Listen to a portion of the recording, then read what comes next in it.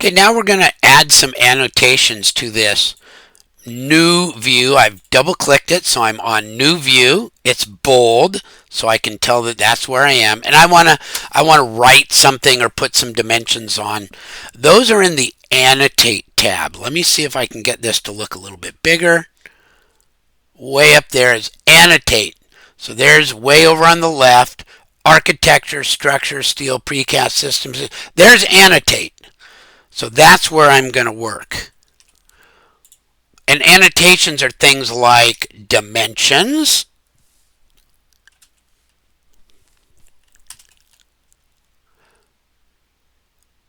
and details, and text.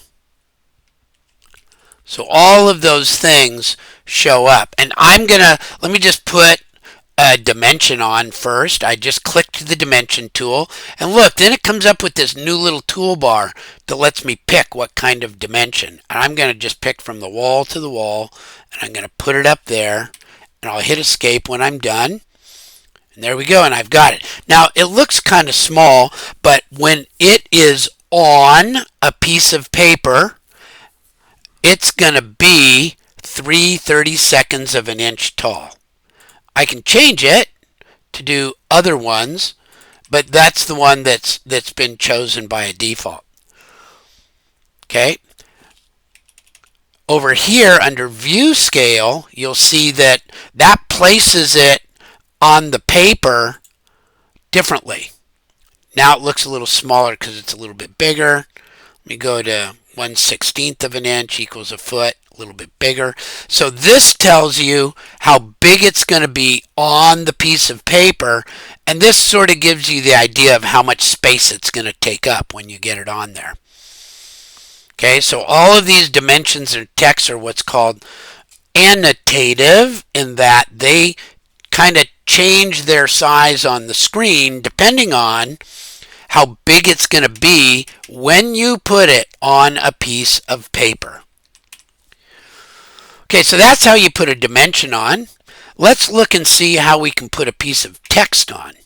So there's the text tool, and there's different ones. There's just plain old text, text with a straight leader, text with a 2-segment leader, and a curved leader. Let me use a curved leader right now.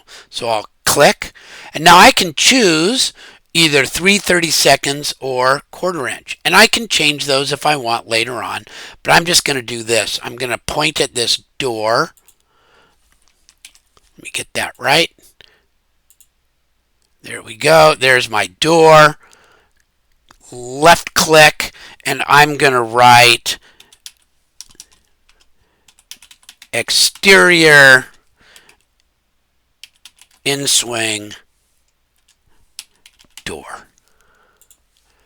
Cool. And that's how big it looks now when it's got the big stuff. If I want to change that, I can click on it, go to my text selector, and choose smaller text. So there's lots of things I can choose. I can choose where the leader attaches. Isn't that cool? I can change, whether it's centered or left or right or stuff like that. So there's lots of things you can do. When you click on a piece of text, all of that stuff comes up. And then when you hit escape, it's done. So that's how I do a dimension. That's how I do a piece of text.